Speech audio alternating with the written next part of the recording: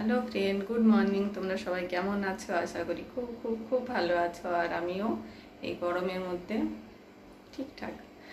আর আজকে মনে হচ্ছে মেঘ ধরেছে, একটু বৃষ্টি হতেও পারে, কি জানি না। মেঘ তো প্রায় মাঝে মাঝেই ধরছে, আবার চলে যাচ্ছে যুগান্তর হয়ে, বৃষ্টি বৃষ্টি হচ্ছে না।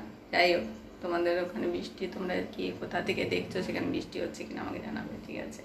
তো চলো, আজকে বৃহস্পতিবার, তো রোজকার মতো আমি আজকেও তোমাদেরকে দেখাবো আজকে আমি কি রান্না করছি। আমি রান্নাতে একটু ফাঁকিবাজ, কিন্তু তাও টুকটাক করি, ঠিক আছে? চলো তোমাদের দেখাই আজকে আমি কি রান্না করেছি।